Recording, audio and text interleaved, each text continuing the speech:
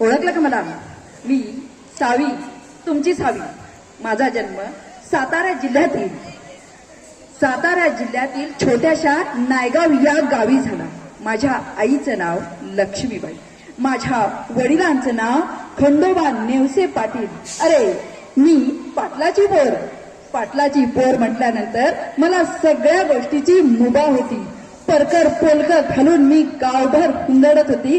त्या रूढी परंपरेमध्ये स्त्रीला बाहेर पडण्याची सुद्धा मुभा नव्हती. अशा या काळात मी माझ्या पाटलाच्या पोरीमुळे गावभर शेताच्या बांधावरती इकडे तिकडे हुंदाडत होती. कैऱ्या बोर चिंच आपल्या ओट्यामध्ये साठवून आनंदाने जीवन जगत होते. ती मी सावी, माझ्या खंडोबा नेवसे पाटील यांची एकुलती एक कन्या होती. पण आई परंपरेमध्ये अडकून पडल्यामुळे ती मला नेहमी रागवायची. सावे, अगं सावे, तू अशी कशी वागतेस? तुझ्या वयाच्या पोरी तर भाकरी करतात, स्वयंपाक करतात आणि तू शेताच्या बांधावरती इकडून तिकडे नुसती हुंदाळत असते. सावे, अगं सावे, आमचं नाक कापशील. उद्या तुझं लग्न झाल्यानंतर आमचाच उद्धार होईल. आईने काही शिकवलंय की नाही? पण मी हळूच दादाच्या पाठीमागे जाऊन लपायचे. तसे दादा आपल्या मिशीवरती हात फिरून, माझ्या डोक्यावरती हात फिरून मला कवेत घ्यायचे आणि आईला हसत सांगायचे, दुधाचा ग्लास घेऊन या. आणि दुधाचा ग्लास माझ्या ओठावरती लावायचे, मला दूध पाजायचे, डोक्यावरती हात ठेवायचे आणि आईला सांगायचे, हा माझा पोरगा आहे, त्यांना हुंदाडू द्या, फिरू द्या, शेताच्या बांधावरती तिला खेळू द्या, मुक्तपणे जीवन तिचं तिला जगू द्या. पण परंपरेमध्ये अडकलेली सोडू लागली. मला काय माहिती होतं, जांभळाचं झाड एवढं भिसार असतं आणि त्या क्षणी माझ्या पायाखालची फांदी खाडकन तुटली.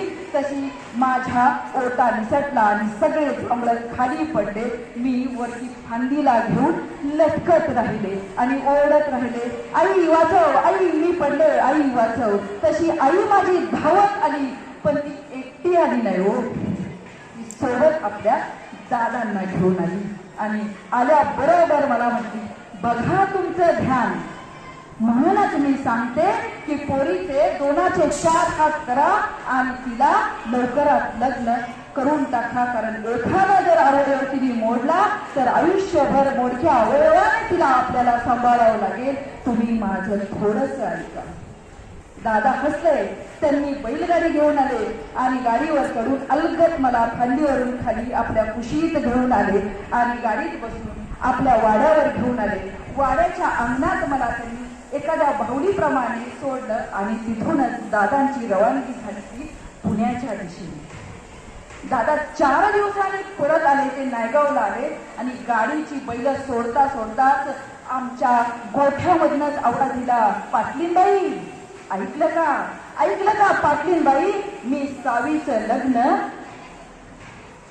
ठरवून आले. आणि तो काळ होता, माझं वय होतं 1840 मध्ये. म्हणजे माझा जन्म झाला 3 जानेवारी 1831 मध्ये आणि माझे मी घोड्यावर चढणार होते 1840 मध्ये वयाच्या 9व्या वर्षी.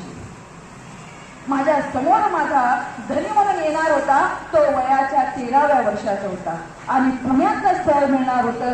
पुण्यातला तो ज्योतिबा होता. मी स्वप्न रंगून लागले, छोट्याशा गावातील मुलगी शहरात जाणार, शहर कसा असेल, चांगला असेल, गाडी असेल, मला फिरायला मिळणार, माझा तो जीवनसाथी माझ्या बरोबर सोबत येणार, रात्रीच्या वेळी तारा मोजणार. ह्या सगळ्या स्वप्नात मी असताना माझं लग्न झालं आणि मला पुण्याला पाठवण्यात आलं.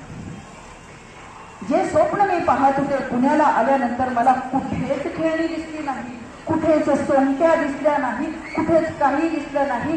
जिथे पाहावं तिथे मला फक्त दिसत होती ती बुक. नजर जाईल हे दिसत होती फक्त आणि फक्त बुक. आणि ज्यांना माझा धनी म्हणून मी पाहत होते त्यांना मी पुढे शेठजी म्हणू लागले. ते शेठजी फक्त सकाळी उठून शाळेत जायचे, शाळेतून आल्यानंतर हातातली पुस्तकं घेऊन पुस्तकात ठेवायचे, रात्रीच्या वेळी व्यायाम शाळेत जायचे. एवढंच ते करत होते. माझ्याशी कधी